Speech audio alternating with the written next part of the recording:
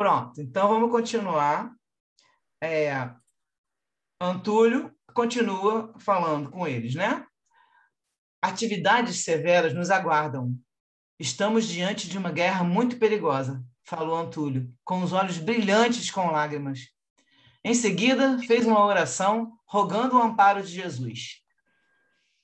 Ele terminou a oração a Jesus dizendo que a nova sementeira espraiou-se, mas a colheita está pífia, e não tendo alternativa, envias a peste para que sejam revistos os códigos dos valores humanos e o amor seja a grande luz que embale as vidas nos próximos dias de regeneração.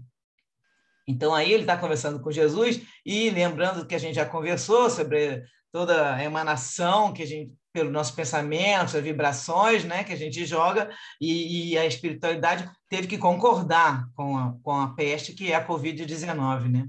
Para quê? Para que sejam revistos os códigos dos valores humanos.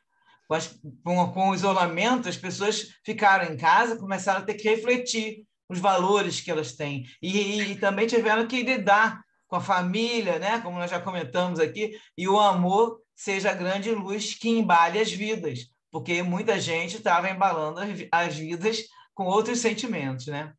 Então, agora eu vou fazer um comentário, não está no livro, mas para a gente parar para pensar um pouco. Vocês veem que está escrito aí, estamos vivendo uma encarnação abençoada. Porque nessa encarnação agora, nesses anos que nós estamos, 2021, e mesmo alguns anos atrás, nós estamos com a oportunidade dos livros do Chico Xavier e o Espírito André Luiz mostrando como é a vida no mundo espiritual. Além dos livros do Chico com o André Luiz, vieram os livros do Divaldo, com o Miranda, mostrando os bastidores das obsessões, das nossas vidas, que a gente segue com companheiros, irmãos de jornada antiga, sendo obsediando muita gente, a pessoa nem sabe o que está acontecendo, né, com os seus pensamentos. Isso também é uma oportunidade, porque isso há 70 anos atrás, ninguém tinha conhecimento dessas coisas, né? E a oportunidade também de passar por essa experiência da pandemia, que é uma encarnação abençoada, porque a pandemia veio para mostrar a necessidade do amor e da solidariedade entre as criaturas. Nós vamos aprender, né? Bom, espero que sim, que a maioria aprenda, essa necessidade do amor e da solidariedade. E isso, com a pandemia, ficou muito claro. As pessoas estão precisando ajudar o vizinho, às vezes, que não pode sair para comprar uma comida, podendo fazer algo por alguém, telefonar para os parentes, perguntar, já que a pessoa está em casa mesmo, né? E às vezes não tem, alguns estão em home office, outros não, e tiveram que ficar mais isolados, aí precisam entrar em contato com os parentes e pensam, né? Só aí também já é um conforto, né? Você receber um carinho de uma pessoa que está pensando em você. Então, essa necessidade ficou clara. Agora, resta a gente treinar, né? Então, eu vou deixar aqui uma perguntinha. Nós devemos lembrar que estamos encarnados no mundo de expiações e provas. Qual a diferença entre expiação e prova? O que você acha, Carla? Expiação, nós temos que passar, né? São coisas que nós temos que enfrentar. E as provas, a gente pode abrir mão delas por nosso livre-arbítrio, né? A gente pode escolher não passar por determinadas coisas. É uma escolha não muito boa, porque nós decidimos isso antes de vir, muitas vezes, né? Nem sempre, mas, em geral, a gente decide encarar essas provas. E quando a gente vem para o planeta, né, para o mundo material, é difícil, né, enfrentar isso, né? Exatamente. Muita gente não suporta. Existem diversas formas das pessoas desistirem, né? A gente pode desistir simplesmente deixando de fazer determinada coisa, né? E também podemos desistir de outras maneiras menos cristãs, né? Vamos dizer assim. Então, exatamente. O que caracteriza a expiação é que você é obrigado a passar por ela. Vamos exemplos. nasce cego ou fica cego, né, por alguma doença que aparece que você não sabe por quê, pode estar deficiente mental, deficiente, né, qualquer dificuldade do corpo, a pessoa passa, às vezes, uma prova, uma expiação que perde tudo que tinha, assim, de repente, tinha lá um império lá, ou uma riqueza e perde tudo. Isso são que é chamado de expiação, porque você é obrigado, você não pode fazer nada. O caso agora da pandemia tem muitos exemplos. Muita gente perdeu, né, inclusive até sua renda, teve que ter muitas dívidas e não pôde continuar com o seu negócio. Muitas pessoas perderam emprego. Isso está sendo, realmente foi culpa da pessoa? Não, a pessoa fez algo errado, que o chefe demitiu? Não, isso foi a situação da pandemia que está levando a essas consequências. Mas aí você é obrigado a passar. A prova você pode escolher encarar ou não. Então, o que acontece? Você pode ter uma prova, a gente programa a prova, ou você não programa, os teus benfeitores programam antes de você encarnar. Alguns sabem, outros e às vezes estão tão assim, não estão bem para poder receber, escutar o que vai passar, e aí a gente encarna, e a prova a gente provar. É justamente a palavra. É para provar que você aprendeu. Então, a gente vem achando que não, pode deixar, agora eu vou ter paciência, agora eu vou ser uma pessoa que vou cuidar dos meus parentes e tudo, e aí você chega aqui, simplesmente você não resiste, porque nós temos as nossas chagas morais. Nós temos aqueles que está no nosso espírito, isso aí a gente nem conhece, nós não nos conhecemos. Isso aí a gente pensa que conhece, mas não. Temos muita coisa guardada no nosso dentro da mente, né, que a gente chama como inconsciente, e aí isso tudo só acontece na hora, né? Oi. Subconsciente, né? No subconsciente. E isso vai aparecer quando você for lidar com uma pessoa. Por isso que nós temos que ver que a gente só evolui no contato com o próximo, na convivência. Você evoluir lá no alto do monte lá, só meditando e achando e vivendo do mínimo lá, plantando, que foi isso, você não evolui. Você pode estar ali cuidando do teu corpo, cuidando da mente para ficar mais calmo, mas só que se você descer lá para a cidade, tiver que lidar com alguém, aí é que você vai evoluir. Você vai evoluir somente nos relacionamentos. Isso é de fato. E essa prova você pode não querer passar. Está num casamento, está muito difícil, não aguenta a pessoa, está lá, você não quer ceder, o outro não quer ceder, não consegue chegar a um acordo. E aí, se você tivesse um pouquinho mais de paciência, você conseguia aos pouquinhos. Não, aí você, não quero, não estou afim, eu vou sair. Nem sempre, às vezes nem tenta muito e sai, porque está impaciente ou também intolerante. Nós temos que ver o limite, né? Não é para ninguém ficar aturando nenhuma violência nem nada. Só que tudo depende do que você vai encarar ou não. E daí você pode trocar suas próprias, vai trocar seu caminho e vão aparecer outras atividades que vão ser feitas, né? Vão ser enviadas para a gente. De alguma maneira, sempre é para a gente aprender. Então, temos que ficar bem claro que na Terra existe muita injustiça, mas não existem injustiçados. Isso é difícil de quem não é espírita entender.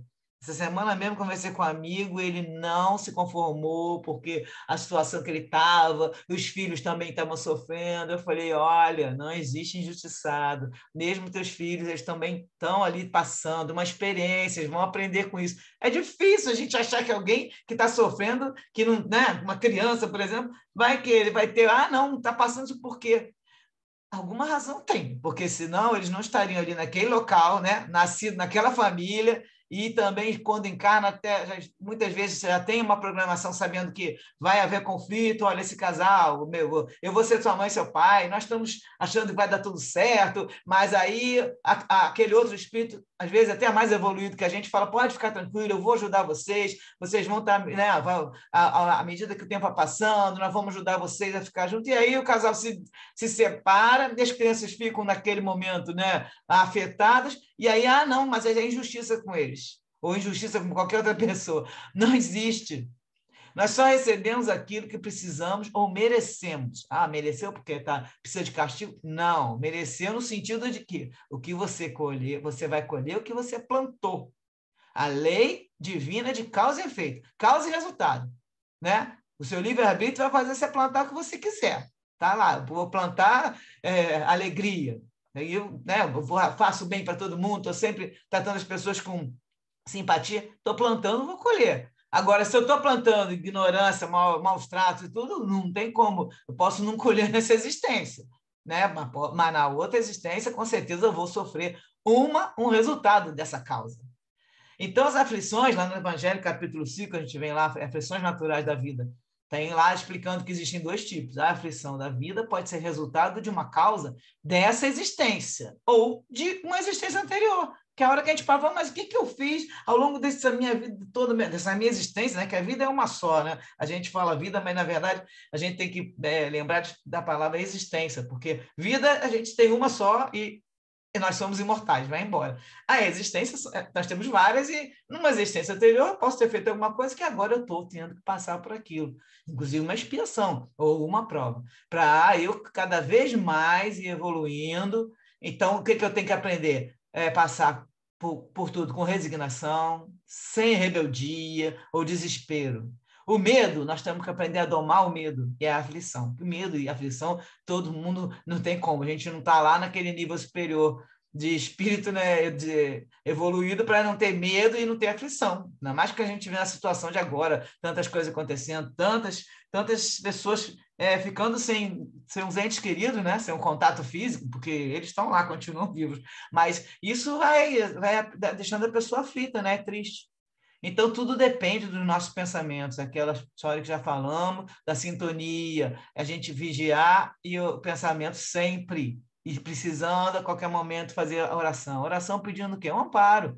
Você ficar fazendo oração, grande nada. No momento que você pensa uma coisa que você não está achando, está sentindo mal e está ficando ansioso, tudo troca o pensamento e passa para um pensamento de conexão. Então fala, olha, eu preciso de ajuda, ou meu mentor, meu anjo da guarda, o que eu preciso que você me ajude aqui, me tranquilizando, serenando meus pensamentos. É sempre uma oração, que aí você consegue se acalmar. Então vamos continuar aqui, como o Túlio estava falando lá. Carla, quer falar alguma coisa sobre essa aí que eu fechei outro assunto aqui? Você tem alguma observação? Eu só queria fazer uma breve consideração que você falou, a respeito, inclusive, do caso das expiações e das provas, com relação até ao casamento, que existem situações em que a separação é o melhor remédio, né? Em casos em que as uniões não foram uniões pautadas pelo amor, né? Então, muitas vezes acontece violência, acontecem desentendimentos graves entre as pessoas. Isso faz parte da prova, faz parte da evolução das pessoas, mas, em alguns casos, a separação acaba sendo a melhor solução, né? Para ambos, porque muitas vezes as relações acabam ficando doentias, enfim.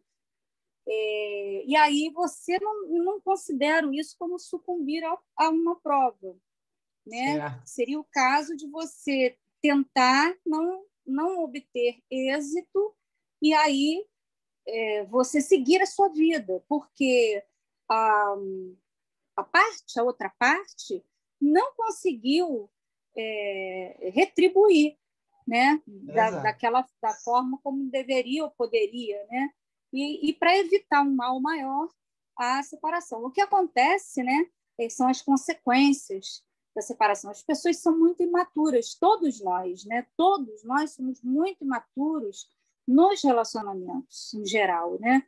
Porque a maior parte dos casais, eles não conseguem administrar a separação, não conseguem administrar as relações familiares e principalmente com os filhos, né? E aí entram as provas, né? Aí eu acho que é preciso muito amor de Deus, muita oração para que essa relação, mesmo dissolvida, ela não se transforme em veneno para os filhos, né? Exato. Isso é muito complicado, né, nos relacionamentos. Mas eu acho que são vieses da situação das provas e expiações, né? Exato. Era a minha consideração. Naquele momento que eu também falei, não é uma coisa de uma relação com violência, isso não existe. E é exato o que você falou. Aquela pessoa, uma que investiu, fez tudo, não conseguiu, né, que o outro reconhecesse aquilo que ela estava se dedicando, ela fez a parte dela, a prova dela, ela cumpriu, né? E aí está uma situação que está sendo violenta do companheiro e não tem como você melhorar isso, tem que sair. Quem não conseguiu fechar a prova, né? E passar pela prova bem foi o outro, e aí você já está, não é que dá livre, né? Porque você não livre, você vai, eu tinha que vir com essa pessoa. Tudo bem, você fez tudo que podia. Se a pessoa não quis melhorar, então você continua teu caminho, e a pessoa passa por outras experiências. E aí é a escolha de cada um, justamente. Então vamos continuar para a gente não fechar muito o tempo aqui do Zoom, né? O tempo do Zoom passa rápido. Vamos para falar de Antúlio. Depois que ele estava lá conversando com todos, um dos convidados que estava na mesa elucidou o que ele vai orientar o pessoal. Agora, cada qual busque o responsável pelo seu grupo que descerá à terra para receber as instruções de que necessitam. Então é assim que termina esse capítulo, que nós estamos fechando o capítulo, né?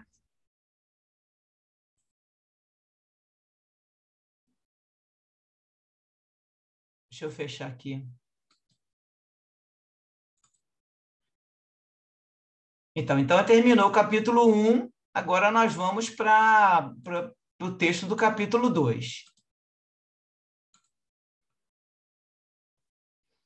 Então, vamos lá. Capítulo 2, estabelecendo tarefas. Deixa eu só ver uma coisa aqui, que eu acho que ficou um textinho que eu queria ler.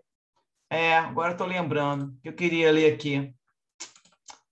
Eu tirei do site Centro Espírita Nosso Lar um texto que vai resumir bem essa história dessas energias de pensamento, que é o seguinte: saúde, tarefa de reeducação moral. O Espiritismo inaugura, portanto, um novo conceito de saúde. É a perfeita harmonia da alma. A questão da saúde está profundamente ligada à tarefa educacional de cada ser. Segundo Emmanuel, no livro Pensamento e Vida, a cólera e o desespero, a crueldade e a intemperança criam zonas mórbidas de natureza particular no cosmo orgânico, impondo às células a distonia pela qual se anulam quase todos os recursos de defesa, abrindo-se, feito fértil, a cultura de micróbios patogênicos nos órgãos menos habitados à resistência. Olha que texto, em poucas linhas, fala de tudo. Se você está com esses sentimentos aí negativos, essas emoções, você cria zona no seu organismo e as células começam a ficar tão fora do equilíbrio que eles anulam, nas suas células de defesa, ela anula esse recurso e abre o caminho para a cultura de micróbios. E a hora que você pega, aí ele vai continuar aqui.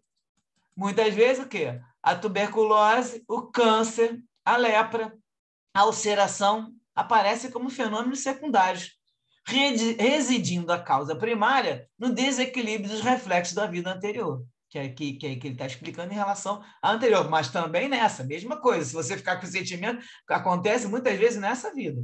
E aí você vai ter essa tua imunidade, é o que o Miranda fala o tempo todo no livro, não fica com medo, não fica desesperado, que você baixa a imunidade, aí você vai atrair todos, né? Não só aí o que ele falou, todos os micróbios patogênicos, entra a bactéria, entra o vírus e pronto, e a pessoa já fica mais suscetível. Emmanuel ainda acentua: todos os sintomas mentais depressivos influenciam células em estado de mitose, estabelecendo fatores de desagregação. Segundo André Luiz, no livro Evolução em Dois Mundos, uma vez alcançado o desequilíbrio, seja pelo abuso de nossas forças, seja estabelecendo perturbações em prejuízo dos outros, abriremos campos de ruptura na harmonia celular e toda a zona perispiritual atingida é possível de invasão microbiana. Então, o teu perispírito fica também suscetível, tá? E você também, quando você não só para as suas forças, como você estabelece, prejudicando a vida dos outros, tá? Você abre esses campos de ruptura. Assim, somos sujeitos a albergar desde o resfriado comum até as infecções irreversíveis, dependendo do grau de nosso desequilíbrio interior. É isso porque quase todos os estados mórbidos surgem como fenômenos secundários sobre as zonas de predisposição enfermiça que formamos em nosso próprio corpo, pelo desequilíbrio de nossas forças mentais, a gerarem rupturas entre o corpo espiritual e o veículo físico, pelas quais se insinua o assalto microbiano, em que sejamos particularmente inclinados pela natureza de nossas contas kármicas. A conta kármica aí que o Emmanuel está falando. O karma, até tem gente que fala que não pode falar em karma porque, né, Kardec não falou, mas é um termo usado por todos, é uma coisa popular. Então, até o Emmanuel usando nesse livro, esse livro fantástico, Pensamento e Vida, é um livro pequenininho, e ele escreveu porque acho que foi Chico Xavier mesmo que falou para ele se não tinha um livro que eles liam no plano espiritual. E o Emmanuel falou, todos que chegam lá e estão em condições de estudar, um dos primeiros livros é esse, Pensamento e Vida, que é fantástico. Tem assim, lógico que o vocabulário é de, sei lá, 60, 50 anos atrás, que esse livro eu não sei bem.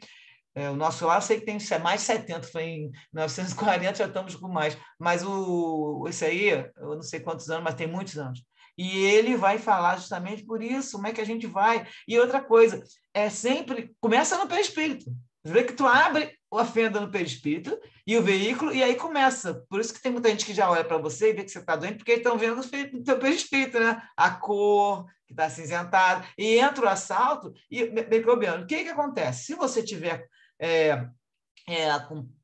fazendo bem e tendo seus pensamentos lidando, apesar de tudo, tem medo, tem isso, mas está lá numa vida mais tentando, né, se esforçando para evoluir, você vai ver que ele vai entrar aqui quando é inclinado pela natureza das nossas contas kármicas. Então, se você está com uma conta kármica que já tem uma conta, pode ser, olha, você já tem um câncer para desenvolver lá, às vezes com 10, 20 anos depois.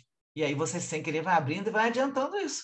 Porque você não está ajudando também, né? Seus pensamentos, seu modo de ser, está lá, né? Como falou ali em cima, perturbando, prejudicando os outros. E é muito, muito legal esse livro.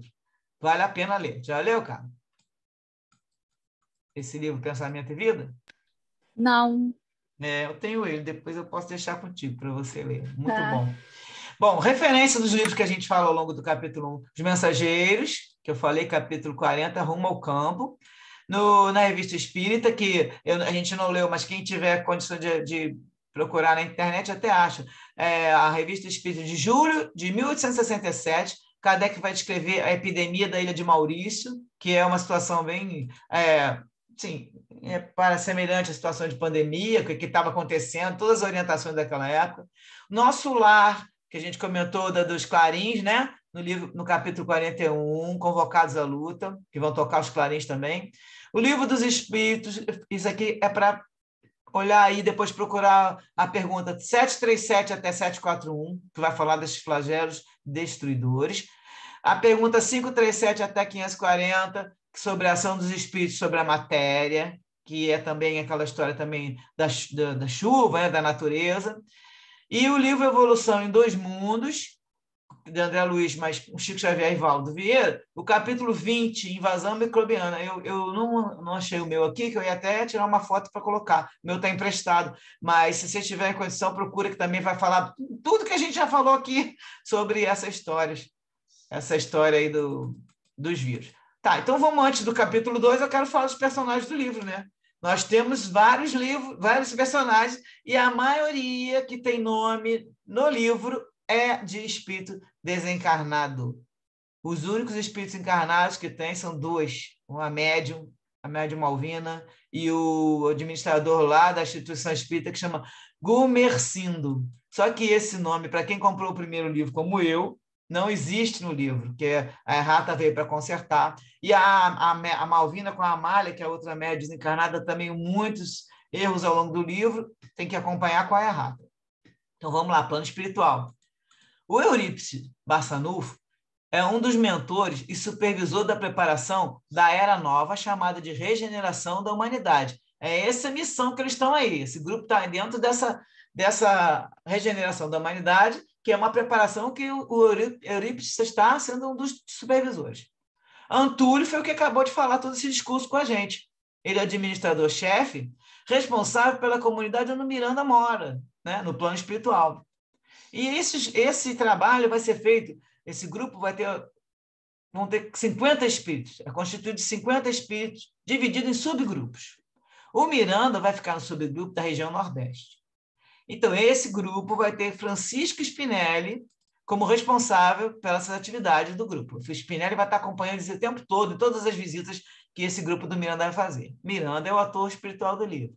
Cláudio, ele é especializado na aplicação de bioenergia e passes. Você vê que ao longo do livro, o tempo todo vai sem... Logo ele tem que aplicar os passos para poder acalmar as entidades e acalmar também os encarnados. Doutor Eudalbo foi virologista e era um devotado estudioso da virologia. Está trabalhando no grupo, né? Vírus aí, o coronavírus, e ele já é um expert. Para ele vai ser fácil ele trabalhar com essa turma, com os encarnados e desencarnados. A Amália é uma médium desencarnada que está trabalhando pela primeira vez no grupo com o Miranda, que ali até comenta isso. Depois nós vamos ver um pouquinho de cada um. Gracindo é o mentor espiritual da instituição espírita. E o Gracindo trabalhou com Francisco de Assis. Ele é da época que já conheceu Francisco de Assis e já vem esse tempo todo trabalhando. Inclusive, a gente vai ver, Francisco de Assis é o protetor da instituição. Marta é uma administradora do espaço que eles vão estar ali, onde eles ficam albergados lá na instituição espírita, como se fosse o hotel deles. A Marta é a administradora. Francisco, já falei, Francisco de Assis. Doutor Bezerra de Menezes, ele vai dar um apoio, vai aparecer também ao longo do livro, vai ter um momento que ele vai aparecer. Ismael, comanda as atividades no Brasil, também vamos ver um discurso de Ismael muito bonito. E Maria de Nazaré, que está a seu amparo, também aparece no livro.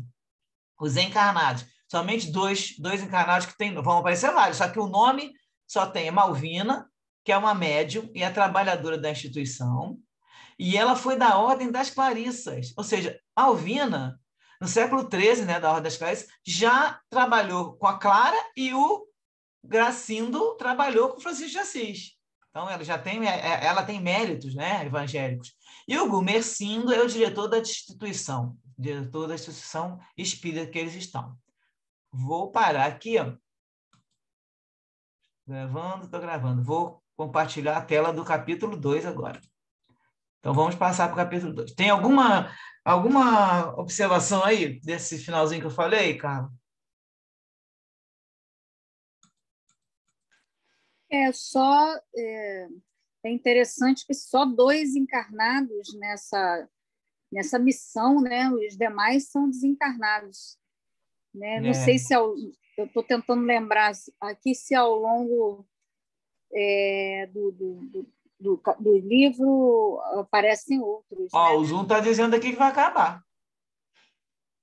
Não tem mais limite de tempo. Tá, para mim, no meu... Peraí, vou dar uma pausa. Pausa. Então, nome de encarnado, ao longo do livro, não tem mais nenhum. Eles vão comentar várias situações de alguns encarnados. E, sim, em missão de socorro, em parceria, está só a Malvina, o Gumercindo também vai, né? Vai ter uma hora que ele vai, como a gente fala, ficar trabalhando, dormir enquanto está dormindo, né? Como é que a gente chama isso, cara? Está em desdobramento, né? Então, ele vai em desdobramento. Mas acontece que trabalhando mesmo, fazendo parte da missão de encarnado, só esses 2 que têm o nome. Mas ao longo do livro vão ter vários médicos que inclusive vão pedir ajuda, interceder, mas ele só deu esses nomes mesmo. Isso, porque eu trabalhando que eu achei estranho só terem os 2, né? Não é estranho, eu só achei pouca gente efetivamente trabalhando nessa missão. Né? Mas foi o Miranda que não falou. Ele pode ter, mas ele não comentou. Né? Vamos para o capítulo 2. Vamos lá. Capítulo 2, estabelecendo tarefas. Então, no resumo ali dos personagens, eu vou meio que repetir agora um pouquinho. O grupo de Miranda era composto por 50 espíritos divididos em subgrupos. E o responsável pelas atividades do grupo dele era o Francisco Spinelli. E... Está gravando aí, tá. Francisco Spinelli. Esse espírito, ele foi, quando ele estava encarnado, ele foi um tarefeiro da Federação Espírita do Rio Grande do Sul. Ele é conhecido lá. Inclusive, já tem várias mensagens dele psicografadas, não sei quem psicografou. Já várias mensagens dele de consolo, né? De esperança. E ele nunca tinha trabalhado com o pessoal do Nordeste, porque você olha, o Miranda, ele é da Bahia, né? Eles estão no local que tudo indica que é na região, que é a região Nordeste, tudo indica que é na Bahia. Alguns dizem, eu vou aqui botar uma suposição, que isso tudo estava acontecendo, o nome da instituição seria Mansão do Caminho, né? Porque ali tem tudo que eles falam, porque ao longo do livro, eu não vou ficar detalhando isso, ele vai falar que essa instituição, até nesse capítulo mesmo, ela tinha hospital, tinha escola para todos os níveis, tinha atendimento para as mães, atendia várias famílias. Então, tudo que fala, lá na região Nordeste, a única que é grande assim é a Mansão do Caminho. Só que fica aí a minha ideia, e também algumas pessoas já falaram sobre isso. E o Spinelli, ele vai dizer que essa jornada é para quê? Para preparar a nova era nova, que é chamada de regeneração da humanidade. E Spinelli vai continuar falando com eles, que aí já estão ali preparando para ir, né? Já estão chegando, né? Já chegaram na instituição. Ele vai dizer que a misericórdia divina possuía várias opções para a promoção do planeta a nível superior de evolução, sem a necessidade de lágrimas. Contudo, as criaturas deixaram-se alienar pela busca da liberdade para o prazer, sem qualquer respeito pela vida, nas suas sagradas manifestações. Então, é a hora que a gente vai lembrar, mais uma vez, quem conseguiu criar a pandemia. Foi todo mundo pensando, e não é encarnado não, né? Que a gente sabe que o desencarnado também emana vibração, todos com a sua emissão de ondas. Aí aqui eu deixei em negrito. A psicosfera da Terra era densa pela emissão de ondas contínuas de ódio e de degradação moral. Isso o Spinelli fala. E lá no outro capítulo, a gente já falou, no começo do livro, que o Miranda estava vendo o andensar de fluidos sombrios em volta da Terra, resultado da emissão mental doentia dos habitantes. Então, tudo já estava a ponto de explodir, o que ele falou. Nós já imaginávamos que ia acontecer, né? O que aconteceu. Eles estavam aguardando alguma coisa. Aí, essa frase que vem agora é a frase principal do livro e é o que a gente fala que tem que guardar para o resto da vida. Quando os seres humanos compreenderem que o mundo é feito de ressonâncias, os seus pensamentos e condutas obedecerão a diferente critério seletivo. O que é uma ressonância? Ela é a propagação vibratória de qualquer tipo de onda. Então, no caso aí, é a propagação vibratória do pensamento. Então, ele fala que nós vamos ver que a gente vai mudar o nosso pensamento e a conduta com um critério seletivo. Toda hora que começar a fazer uma coisa, pensar, opa, eu estou contribuindo para quê? Não só para o resto, para o mundo, não, para você, porque o que você joga para lá, depois você recebe, é causa e efeito, né? E emanou vibração negativa, pensamento negativo, aí volta depois de alguma maneira, você está semeando, vai colher, entendeu? Eu vou dar uma palhadinha aqui agora que eu vou procurar uma foto, enquanto isso a gente vai falando. O livro da Joana de Ângeles, da Disciplina dos Pensamentos. Esse livro, não, o livro Vida Desafios e Soluções. O capítulo 4 chama Hábitos Mentais. A Joana vai falar em Disciplina dos Pensamentos. Deixa eu dar uma paradinha aqui, só um minutinho. Então agora eu vou compartilhar a tela do livro. A gente vê aqui uma coisa interessante nesse livro da Joana. Vou aumentar um pouquinho a letra, porque senão nem eu consigo ler. Vamos lá. A Joana vai falar uma coisa, olha só. Em decorrência das vivências anteriores, ficaram mais profundamente marcados os pensamentos de dor, de angústia, de pessimismo, em razão de sua força desequilibradora na nossa vivência, né? Então, a razão da força que desequilibrou. São essas evocações inconscientes que primeiro assaltam a casa mental do indivíduo no seu cotidiano. Então, quando a gente vai e a gente depara com uma situação, ela está explicando que isso já está uma evocação inconsciente, decorrência de vidas anteriores, porque nós temos isso marcado, pensamento de dor, de angústia, pessimismo, entende? Então, olha só que interessante. Aí ela fala, vinculado aos mecanismos repetitivos da conduta sofredora, ele mantém as tendências para o masoquismo, o nosso pensamento, né? Cultivando, sem dar-se conta, os hábitos mentais geradores de conflito e de padecimentos. Então, isso aí a gente tem que pensar bem isso, que aí você tem uns conceitos destrutivos a respeito de pessoas, de coisas, acontecimentos, fica alimentando a fonte dessas irradiações mentais de cargas pesadas e que impossibilitam a gente direcionar o nosso pensamento franco, saudável, né? Que recarrega nossas energias. Então, aqui na página do lado, a gente fica vítima espontânea desse pessimismo. É a hora que a gente tem que estar vigiando o nosso pensamento. E ele fala que, desde que todas as expressões do evoluir dependem do pensamento, porque dele provém, as expressões de evoluir, é fácil pensar de forma variável. Aí ela vai ensinar uma estratégia, substituindo aquele pensamento incorreto por outro que pareça favorável. Então, como a pessoa poderá dizer que não, como ela vai dizer que não sabe discernir qual é um pensamento pernicioso ou não? Ela tem, entende? Ela vai estar estar perturbada com aquilo. Então, ela fala que no caso é insistir e perseverar, abrindo novo espaço no campo mental viciado, plantando sementes novas de otimismo e de esperança, a fim de sair do estado doentio. Nós temos que valorizar tudo que está à nossa volta e ver esses padrões nossos, né? Por aí ela vai concluir que o novo hábito se irá implantando lentamente no subconsciente até tornar-se parte integrante do comportamento. Pensar bem ou mal é uma questão de hábito. Toda vez que ocorrer um pensamento servil, doentio, perverso, aí eu vou passar para outra página, o restinho daqui que é na outra página, quando aparecer esses pensamentos malicioso, injusto. Trocou, gente. Agora que eu descobri um negócio aqui agora sem querer, mas não sei se eu vou conseguir fazer. Deixa eu ver. Tá trocando. Trocou sozinho. Tive que tirar a tela.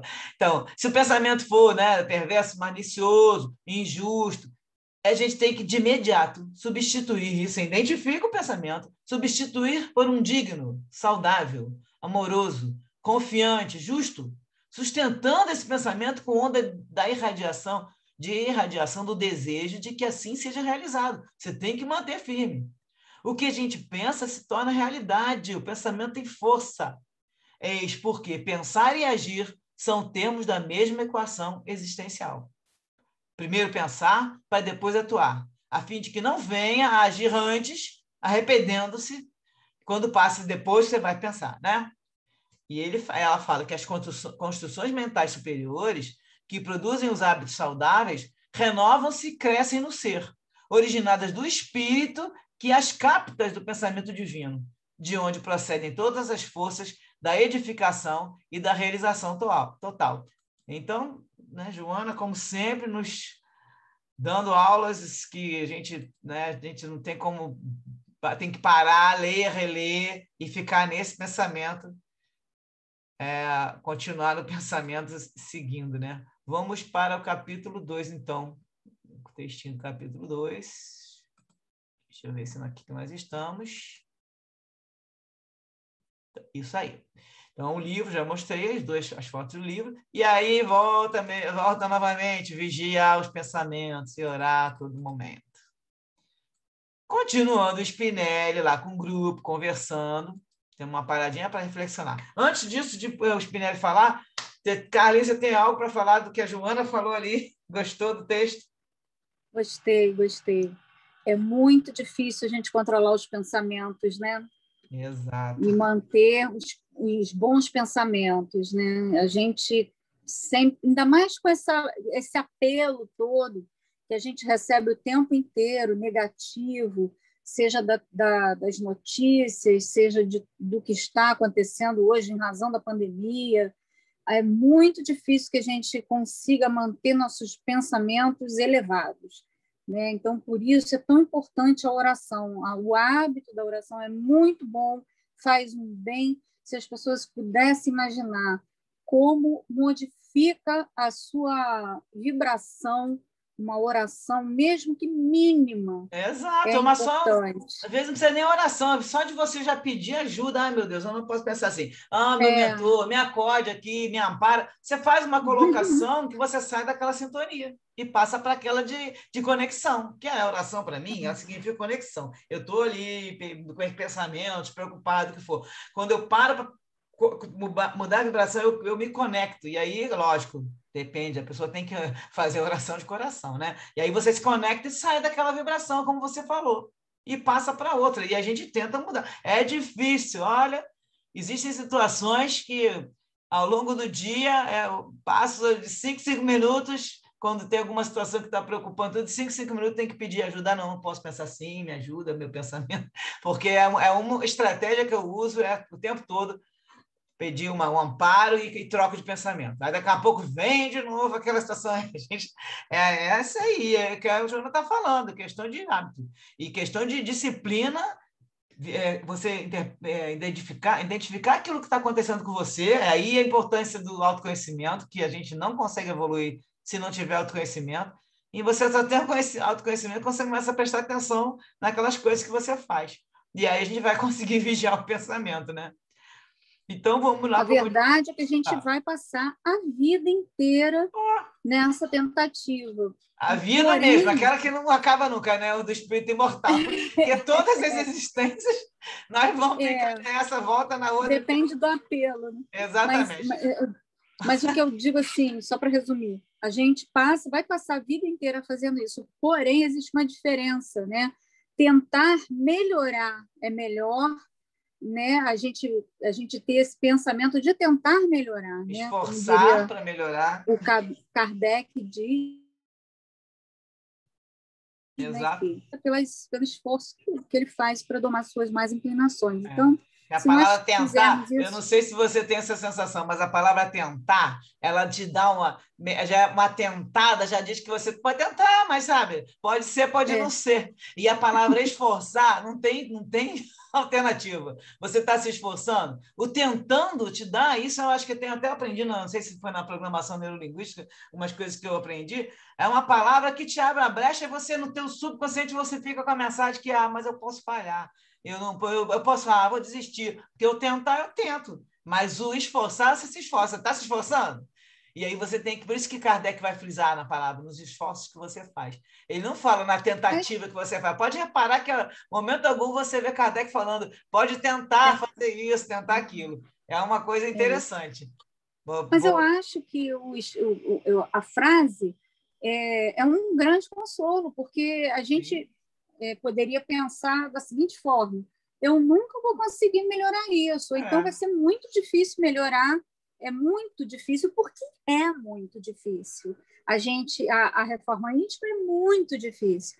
Então, quando Kardec diz que a gente reconhece-se o verdadeiro espírita pelo esforço, já é metade do caminho, você consegue ter uma sensação de, então tudo bem, eu estou me esforçando, porque todas as pessoas que têm esse comportamento de pensar alguma coisa e tentar mudar aquele padrão vibratório, ela está fazendo esforço.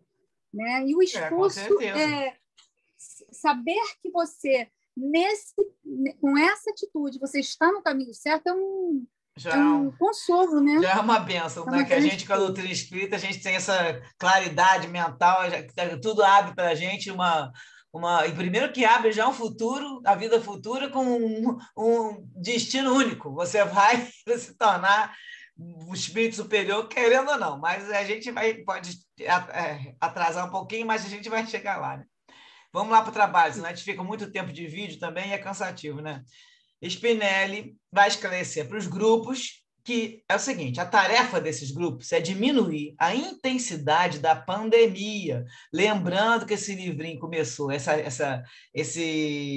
o Miranda que chegou para fazer a psicografia com o Divaldo em maio de 2020. E aí ele vai contar as coisas que já tinham acontecido.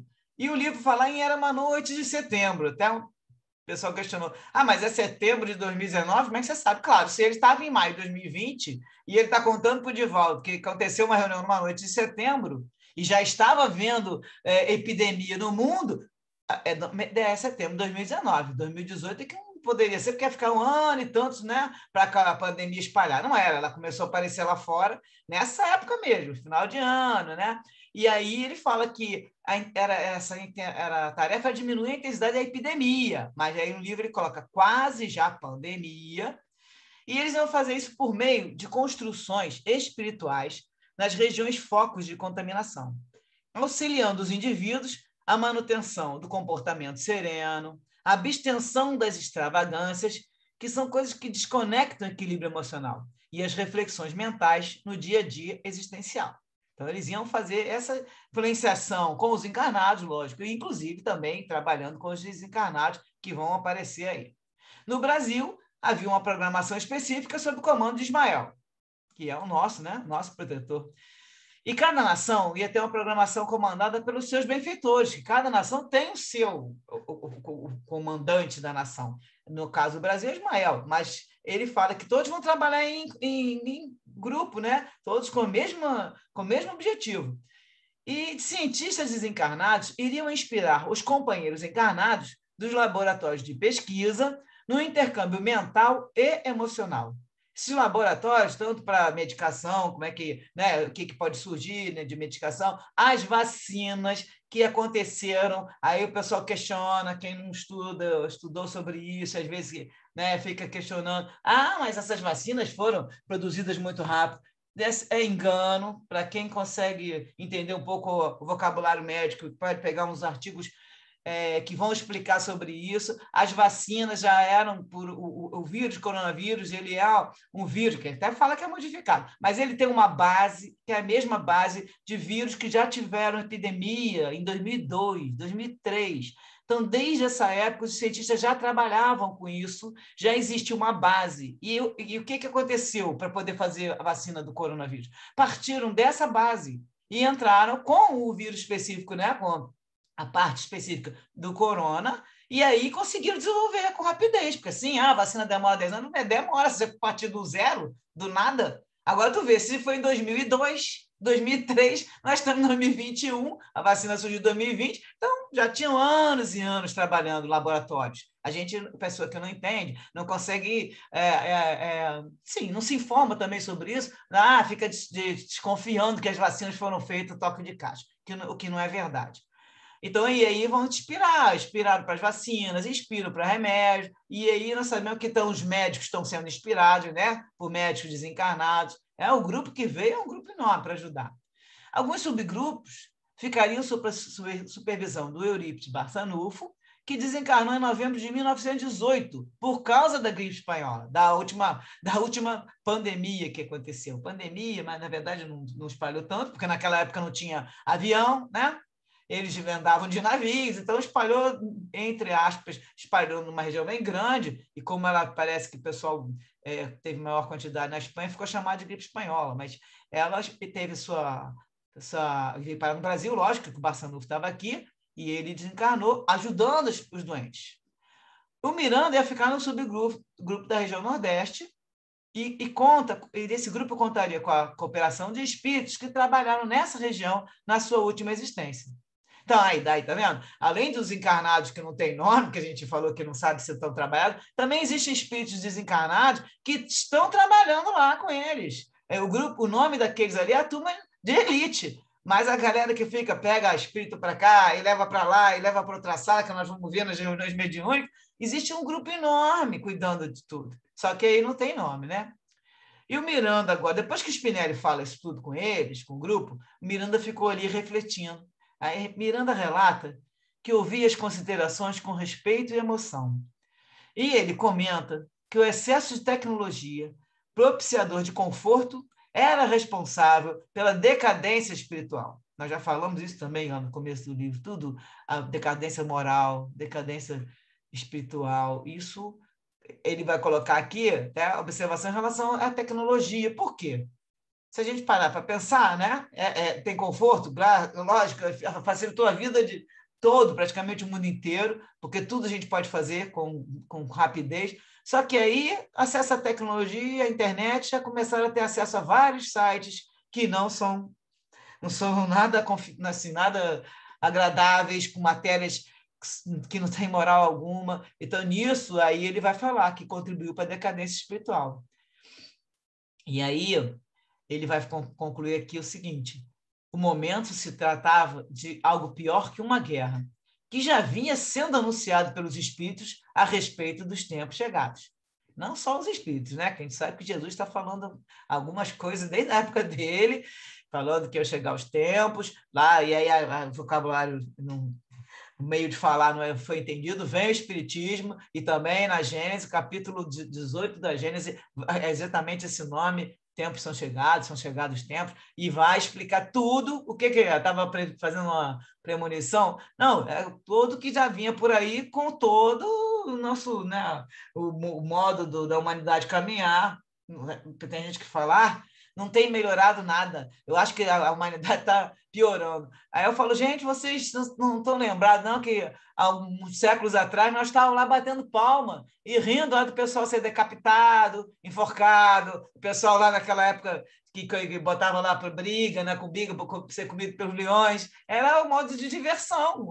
A civilização já evoluiu muito, só que no seu passo aí de tartaruga, mas evoluiu. A gente não pode dizer que não, porque ninguém hoje em dia acha bonito alguém matar alguém, e nem sem crueldade, seja o que for. Ninguém é a favor de que você fique fazendo a maldade, só quem está naquela sintonia, mas a massa, né, do planeta não tem esses sentimentos, né, Carmen? O que você acha? Eu acho que mais ou menos, né? Existem muitas pessoas que se comprazem de ver essas coisas, né? E aplaudem a violência. Infelizmente, ainda existe muito isso. Mas a gente, por outro lado, não só com a pandemia, mas a pandemia revelou coisas extraordinárias das pessoas, né? Mobilizações para auxiliar as pessoas em situação de rua, que aumentou consideravelmente nesses últimos anos, né? Muita gente passando fome, então muita gente mobilizada para auxiliar essas pessoas nessa situação, né, de miséria, que apesar da gente assistir a essas coisas muito tristes, nós vemos um outro lado muito positivo, né? Eu não sei se isso é muito do brasileiro também, no momento de desespero, todos se comovem e todos partem para a ação. Eu acho isso no mundo muito... todo, eu acho que isso é no mundo todo. No mundo todo, é verdade, mas existem situações que o brasileiro é muito presente nessas coisas, né? Você vê que lá fora muitos países estão fechando as portas para os imigrantes, para os refugiados. O Brasil jamais faria uma coisa dessa. É claro que estou falando do seu povo, né? Não estou falando dos dirigentes, né, do país, mas o povo é um povo acolhedor. Então, a gente ainda tem esperança de que haja uma mudança de acho que vibração mental mesmo, né? Para que as coisas melhorem, né? Em todos os sentidos. É exatamente o que eles falam, que a gente não conseguiu produzir praticamente toda a pandemia por conta da nossa demissão mental. E aí é o que você falou, muita gente algumas pessoas fazem, mas é a grande minoria, né? A grande maioria está emanando mentalmente esses pensamentos, porque as pessoas também têm, o materialismo também está muito grande, né? Muitas pessoas hoje em dia pensam, porque tem lá seus questionamentos, e aí aumentou o materialismo com a história que nós já comentamos também, sobre você querer aproveitar a vida e querer... não sei se já falamos no outro capítulo, mas vai aparecer novamente que toda hora o Miranda coloca isso, e é esse tipo de pensamento aí também contribui para você não se ligar na parte da espiritualidade.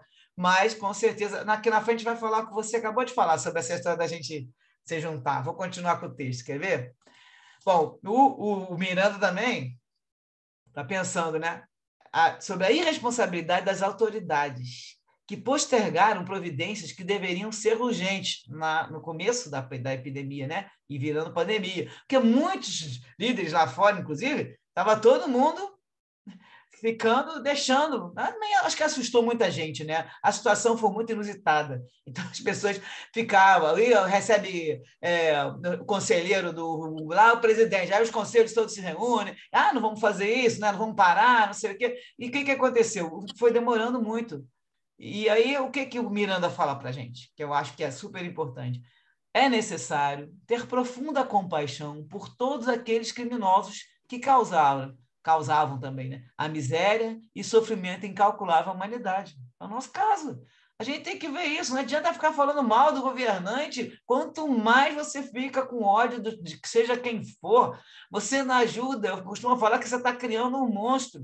Porque se a gente está jogando, o cara está sem luz alguma, já está todo influenciado, com energias todas negativas, que milhares de pessoas desejando a morte dele, com ódio, com tudo. Se você quer que as coisas melhorem, e ele que está no poder, o que vai contribuir se você ficar falando que ele não presta, que ele é isso, que ele é aquilo? Nada. Você só aumenta essa capacidade dele de se tornar cada vez mais um monstro e se transformar exatamente naquilo que você está falando que ele é. Então, a gente é outra disciplina mental. Cada um desses que a gente lida, que a gente sempre fala, poxa, o pessoal não presta lá, de onde quer que seja, né, na área da política, tem que parar e falar que é necessário ter profunda compaixão. Eles são criminosos e vão receber uma colheita depois que a gente vai olhar, se a gente tiver evoluído, a gente vai olhar e vai morrer de pena. Então, ele está, não quero nem saber, ele está semeando para colher. Não, ele está semeando para colher, e a gente, como um bom cristão, que está aprendendo o que Jesus falou, a gente não vai ficar falando, tá vendo? Você, bem feito, semeou. Não, você vai ter aquela compaixão profunda, tem que rezar por eles, pedir luz para eles, inclusive para ver se eles param de fazer a maldade para o próximo. E o próximo significa toda uma população, que no Brasil 200, mais de 220 milhões de pessoas e sofrendo com muitas ações errôneas e lá com pensamentos que a gente não sabe de onde a pessoa tira, porque realmente a pessoa está mal instruída ou a pessoa não está sabendo se ajeitar dentro da política, porque às vezes a pessoa é um bom, vamos dizer, governante, administrador de mais coisas, mas encara uma situação dessa e fica até um pouco, né, perturbado. Então, assim, parar para pensar e lembrar disso, que a gente não tem que ficar condenando nenhum político de lugar algum, dirigente de país algum, e toda vez que a gente tiver uma notícia que essa pessoa está fazendo uma maldade muito grande, lembrar que a gente tem que fazer, inclusive, uma oração pedindo alguma luz para essas pessoas, que aí o coração deles seja, né, seja abrandado naquela emoção, abranda o coração do fulano de tal, ou dos dirigentes, porque isso é muito importante, é a nossa parte, tá? Não concorda, Carlinhos? Com certeza. Inclusive, o que acontece quando nós vibramos assim, a gente está atraindo para a gente também essas coisas negativas, né? Exatamente. Essa carga negativa, ela vai voltar para a gente, porque, de alguma forma, tudo que nós produzimos mentalmente vai voltar, nós vamos arcar com as consequências dessa produção mental, seja ela boa ou má, né? Então, o melhor é a gente sempre ter uns bons pensamentos, né? Quando não conseguirmos ter bons pensamentos em relação a determinados dirigentes, o que a gente tem que pedir é misericórdia para o nosso país, para a humanidade, né? Mudar a maneira como vai fazer a coisa acontecer, né? Porque eu acho que a gente tem que tentar dessa forma, né? Achar outros caminhos, pelo menos evitando disseminar mais ódio do que já se estão disseminando. Né? E já ajudou a formar a pandemia. Bom, vamos continuar então. Em geral, o ser humano ainda transita pelo instinto de preservação da sua vida e dos seus bens. Miranda continua falando, né? Distanciado dos sentimentos de solidariedade humana e de deveres respeitáveis. Então, é isso que nós já falamos aí. Aí ele vem com uma colocação. Os cristãos, especialmente os espíritas, sentiram-se convocados a contribuir com o devotamento e os recursos próprios para melhorar a situação dramática, num esforço de demonstrar a finalidade da existência na Terra. E que o importante no mundo é a satisfação de servir, de ajudar a diminuir o sofrimento do próximo. Qual a finalidade da nossa existência? Não é só você evoluir, não. Você vai evoluir. Como é que você vai evoluir? Servindo, aprendendo a amar e a servir.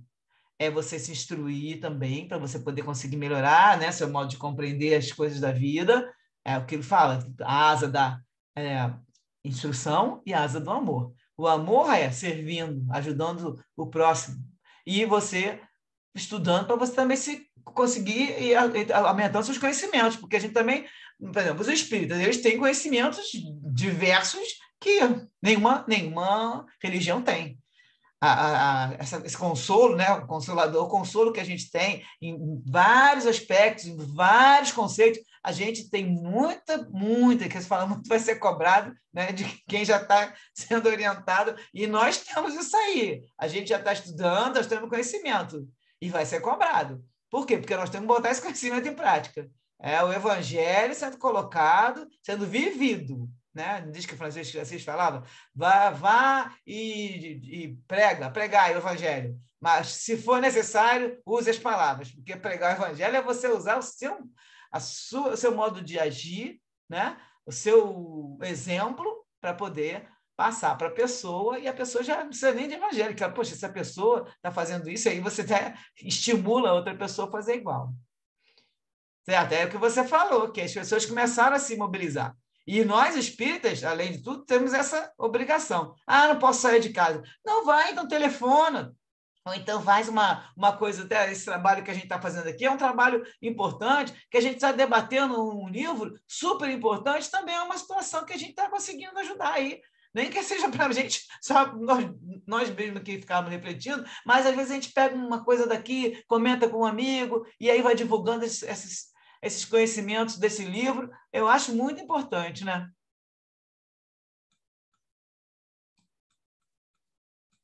Então, antes de fechar... Foi, eu ia falar e saiu aqui a tela. Estou esperando. Concordo com você. Nossa parte, aqui nós duas no trabalho, fazer essa divulgação, conversar sobre isso, trocar ideias, até divergir, né? De repente a gente encontra até algum amigo que possa dizer que nós estamos errados em alguma coisa e venha nos contribuir para nos ensinar, né? Porque o nosso objetivo é melhorar, né? E o trabalho, essa divulgação é uma parte de alguma coisa que a gente pode fazer para melhorar, né, o que está acontecendo hoje. A gente ainda pode fazer outras coisas, mas o que nós encontramos nesse momento foi isso, né? Foi entrar no YouTube e falar sobre o espiritismo com aquilo que nós conhecemos hoje, né? Sem medo e aguardando dos amigos a boa crítica, enfim, e com relação à humanidade, sei lá, fazermos qualquer coisa que possa aliviar o sofrimento dos nossos irmãos, né? Aqueles que estão próximos de nós, né? Nossos familiares, nossos amigos, e aí partir para os desconhecidos. O que a gente precisa fazer é achar esse caminho, né? De alguma maneira, mesmo né? Mesmo que a gente não possa sair de casa porque estamos isolados, porque não, quem não pode, quem tem essa possibilidade, né, de ficar em casa, enfim. A gente, o que você está falando é o movimento, né? É assim, tem que se mobilizar. Você tem que se movimentar para fazer algo. Ficar em casa, vou ficar só vendo televisão porque eu tô. Não, você procura. Tem mil coisas. A gente tem a facilidade da internet, entra na internet, procura tem até locais que você pode ajudar via online, tudo, tem mil coisas para fazer. Ou então procura o vizinho do lado, bota lá, já vi muito elevador com isso. Quem está precisando de fazer compra, eu estou disponível no apartamento tal, posso fazer compra de mercado, acho muito legal, as pessoas colocam anúncio no elevador. E aí a vizinha, às vezes, é uma pessoa de idade, não pode sair, né? Já ajuda para caramba. Vamos fechar, que eu digo para você que foram coisas extraordinárias que aconteceram com a pandemia. Isso eu achei incrível. Várias pessoas estão fazendo isso. Muito despertou lindo. Na pessoa aquela vontade de ajudar. Isso é muito bom. E isso que é para isso, essa foi uma das razões que a pandemia veio para as pessoas começarem a despertar e, a partir de agora, começa a fazer isso sempre, né? Porque o tal do novo normal vai ser um novo normal mesmo. Aquela, como era antigamente, as pessoas vão estar... Com certeza, a experiência vai modificar um pouco o modo de pensar. Alguns podem não aproveitar, mas muitos vão aproveitar, né? O Miranda vai fechar aqui com um aviso dizendo que o momento é de seriedade e os seres humanos, mais acostumados a leviandades do que as responsabilidades, por causa dessa pandemia, iriam, que ele estava falando de setembro, né? Iriam se desestruturar emocionalmente, aumentando o número de depressão, suicídios, alcoolismo, drogadição e doenças mentais. E isso a gente já viu por todas as estatísticas que isso realmente aconteceu. Então, mergulhado em reflexões, Miranda disse que aguardava o anúncio para descer ao planeta. Eles estavam se reunindo lá, ainda lá na comunidade. E às 23 horas se reuniram todos, ele se reuniu com os outros espíritos para o Ministério de Amor e Caridade sobre as bênçãos de Jesus. De referência, temos aqui o livro da Sueli Caldas, Mentes Interconectadas, que vai falar muito sobre essa história do pensamento.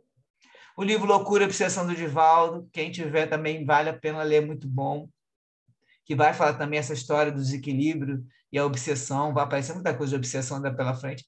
O livro que a gente leu um pedacinho, Vida, Desafios e Soluções, da Divaldo com a Joana, e o Sinal Verde, que nós vamos agora passar para lá. Se eu conseguir achar ele aqui, né? Porque eu estou com uma situação aqui de tela que eu vou primeiro partilhar e vou ver se eu acho. Espera aí. Está aqui. Para a gente fechar, esse texto do Sinal Verde, que é muito legal. André Luiz falando. Sugestões no caminho. Lamentar-se por quê? Aprender sempre sim. Cada criatura colherá da vida não só pelo que faz, mas também conforme esteja fazendo aquilo que faz. Não se engane como faça as apreciações acerca de justiça, porque o tempo é o juiz de todos. Recorde, tudo que recebemos de Deus que nos transforma, tudo recebemos de Deus que nos transforma ou retira isso ou aquilo segundo as nossas necessidades. A humildade é um anjo mudo. Tanto menos você necessite, mais terá. Amanhã será, sem dúvida, um belo dia, mas para trabalhar e servir, renovar e aprender, hoje é a melhor. Então, lembra que a gente não pode deixar para amanhã, né? Não se iluda com a suposta felicidade daqueles que abandonam os próprios deveres, de vez que transitoriamente buscam fugir de si próprios, como quem se embriaga para debalde esquecer. O tempo é ouro, mas o serviço é luz. Só existe um mal a temer, aquele que ainda existe em nós. Não parar na edificação do bem, nem para colher os louros do espetáculo, nem para contar as pedras do caminho. A tarefa parece fracassar?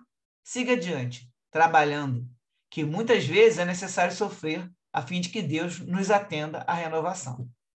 Então, não parar na edificação do bem, de maneira alguma.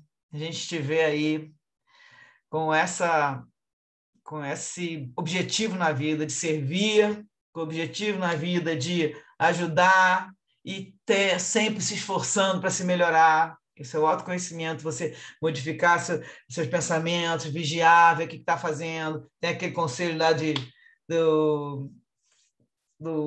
qual que é do Evangelho que manda de noite a gente ficar pensando as coisas, aquele baixinho.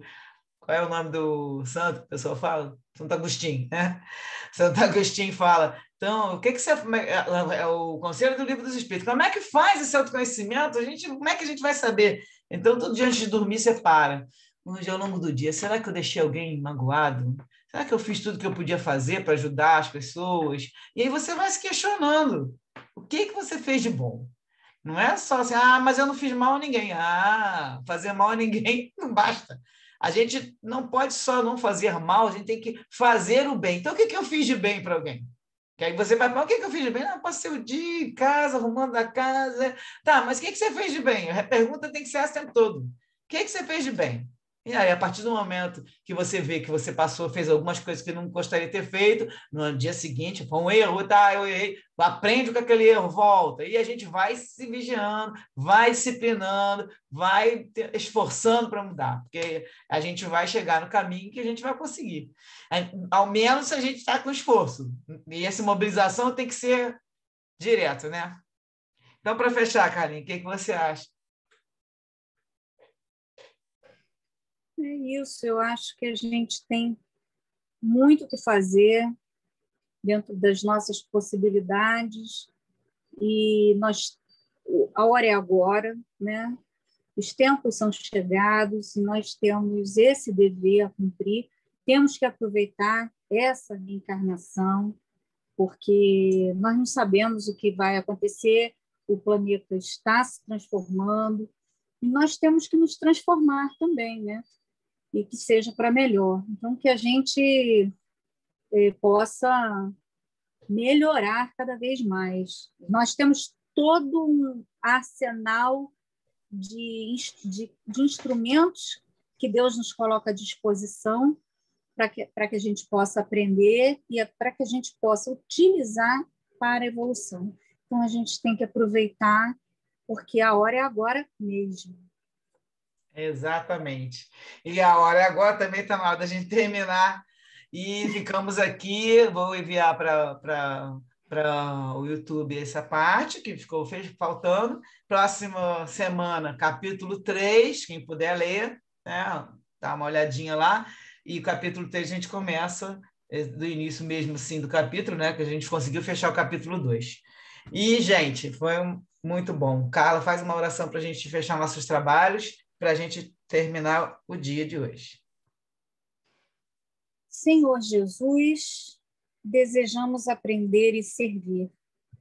Ensina-nos a procurar-te, a presença divina, no serviço de todos os dias. Entregamo-te, assim, as nossas vidas, com os nossos sentimentos, ideias, com as nossas mãos e com as nossas possibilidades, rogando disponhas de nós segundo a tua vontade. Que assim seja, graças a Deus. Graças a Deus. Então, tchau, gente. Até a próxima. Até a próxima.